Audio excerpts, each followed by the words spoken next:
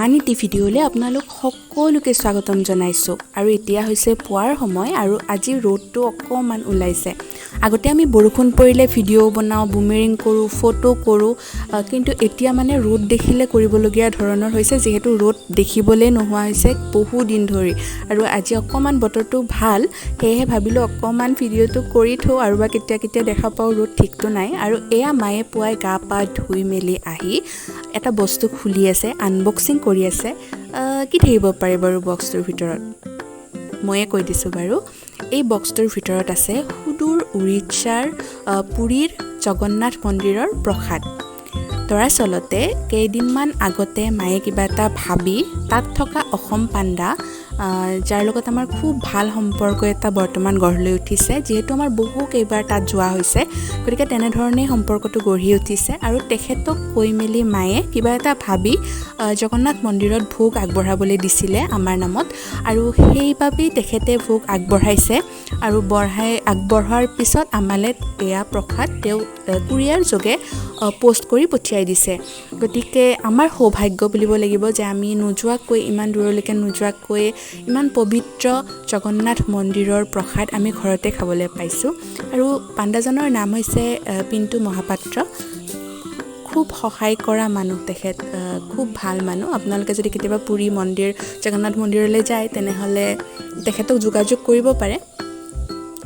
আৰু সেইবাবে ভাবিলোঁ আপোনালোকক অকণমান ভিডিঅ' আকাৰে থৈ মেলি দেখুৱাই দিওঁ। আৰু এতিয়া মায়ে এইটো খুলি লওক, তাৰপিছত বাকীখিনি কথা কৈ আছোঁ।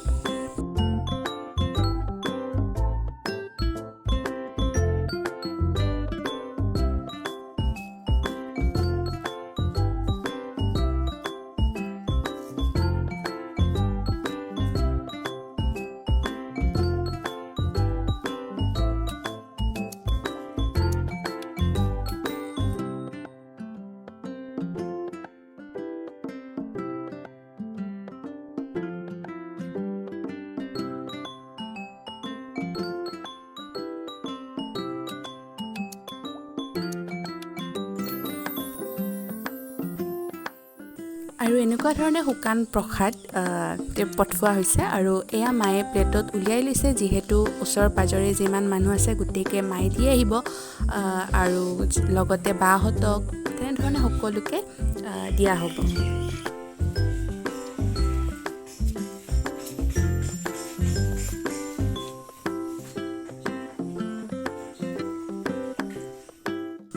এতিয়া সময় দুপৰীয়াৰ, আৰু দেউতাই বজাৰৰ পৰা আহিছে। আৰু বজাৰৰ পৰা আহোঁতে এটা মই কেতিয়াও নেদেখা বস্তু আনিলে, আৰু সেইটো হৈছে এয়া। আপোনালোকে বাৰু কেতিয়াবা দেখিছেনে?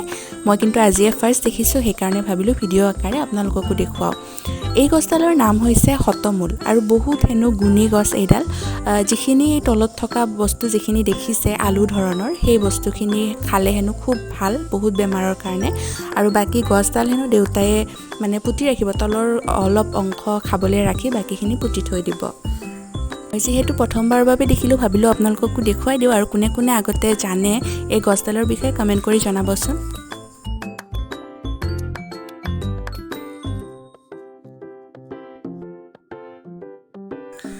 আৰু এতিয়া সময় যিহেতু দুপৰীয়াৰ, কিবা এটা খাব মন গ'ল, যিহেতু বহুদিন ঘুগনি ধৰণৰ একো তেনেকুৱা খোৱা হোৱা নাই, গতিকে ভাবিলোঁ কাবুলী বুট যিহেতুকে তিয়াই থোৱা আছেই, গতিকে সেয়াই অলপমান ঘুগনি বনোৱা হওক। আৰু এয়া প্ৰথমে মই বুটখিনি ভালদৰে ধুই মেলি কুকাৰটোত ৰাখি দিছোঁ, লগতে আলুও দিছোঁ ধুই মেলি, কাটি লৈছোঁ দুখৰকৈ, যিহেতু হুইচেল দিম ধুনীয়াকৈ সিজি যাব। আৰু যিহেতু বুটৰ লগত দিয়া কথা, অকণমান ডাঙৰকৈ দিলেও কোনো কথা নাই, যিহেতু বুটখিনি বহু সময় মই হুইচেল দিবই লাগিব। গতিকে সেইখিনি প্ৰথমে এনেধৰণে ৰেডি কৰি লৈছোঁ। আৰু তাৰপিছত মই ইয়াত চিপচিপিয়াকৈ, বহুত বেছি পানী মই দিয়া নাই, একেবাৰে চিপচিপিয়াকৈ পানী দিছোঁ। আৰু তাৰপিছত কিন্তু মই এইখিনি যিহেতু বইল কৰিম, কিন্তু বইল কৰাৰ আগতেই মই ইয়াত গোটেইখিনি যি দিবলগীয়া থাকে গোটেইখিনি দি ল'ম, পিছত কেৱল মাত্ৰ তেলত তেলনিহে মাৰিম। গতিকে প্ৰথমে ইয়াত পানী দিলোঁ দেখিলেই, আৰু তাৰপিছত মই ইয়াত দিম আদা আৰু নহৰু অকণমান মই থেতেলি লৈছিলোঁ, গতিকে সেইখিনি ইয়াত দি দিছোঁ।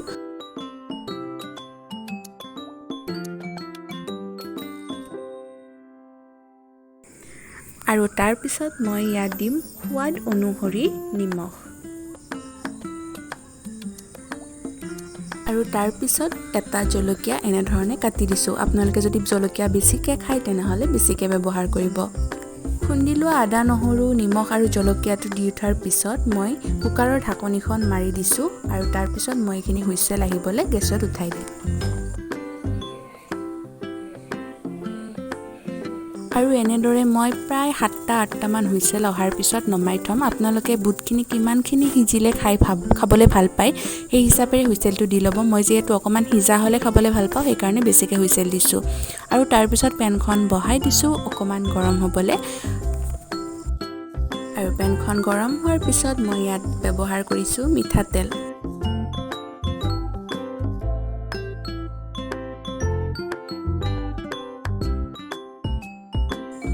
আৰু এয়া তেল গৰম হৈছে, দেখিছেই ধোঁৱা ওলাইছে। আৰু ইয়াত মই এতিয়া দিছোঁ গোটা জিৰা,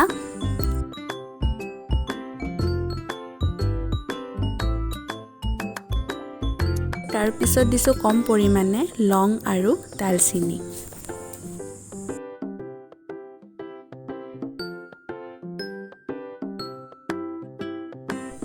আৰু এতিয়া দিছোঁ কাটি থোৱা পিঁয়াজ,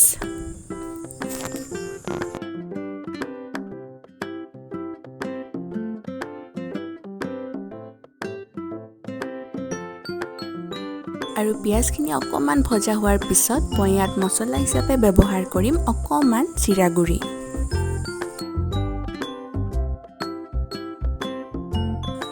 আৰু এতিয়া যিহেতু অলপমান বইল কৰোঁতে দিছিলোঁ নিমখ, কিন্তু ইয়াতো মই অকণমান ব্যৱহাৰ কৰিছোঁ নিমখ, বহুত বেছি দিয়া নাই। আৰু তাৰপিছতে দিছোঁ হালধি যিহেতু মই দিয়া নাছিলোঁ বইল কৰোঁতে, গতিকে এইখিনি এতিয়া গোটেইখিনি মিক্স কৰি ভালদৰে অকণমান সময় ভাজি ল'ম।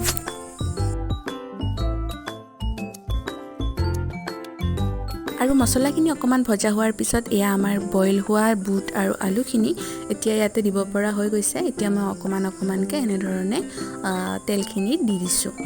পানীখিনি কিন্তু মই প্ৰথমতে দিয়া নাই, প্ৰথমে জালনাখনেৰে পানীটো আতি তেনেধৰণে দিছোঁ।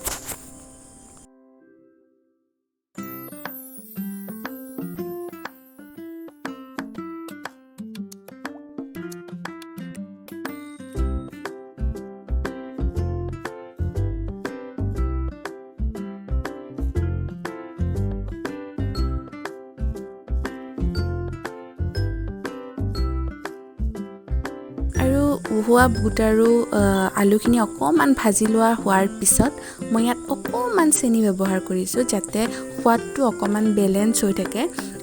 চেনি অকণমান ব্যৱহাৰ কৰিলে সোৱাদটো অকণমান বেলেগ ধৰণৰ হয়, গতিকে সেয়াই বহুত বেছি ব্যৱহাৰ কৰা নাই, কিন্তু অকণমান ব্যৱহাৰ কৰিছোঁ। আৰু এতিয়া এইখিনি ভালদৰে মিক্স কৰি দিছোঁ, লৰাই দিছোঁ। আৰু তাৰপিছত এইখিনি অকণমান সময় ভালদৰে ভাজি ল'ম।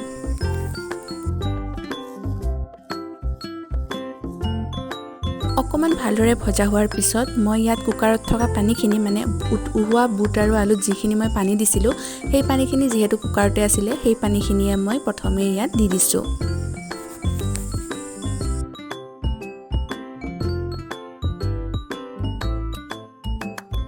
আৰু সেই পানীখিনিৰ উপৰিও মই অকণমান বেলেগ পানীও ইয়াত দি দিছোঁ। আৰু এতিয়া অকণমান এইখিনি উতলিবলৈ থৈ দিছোঁ।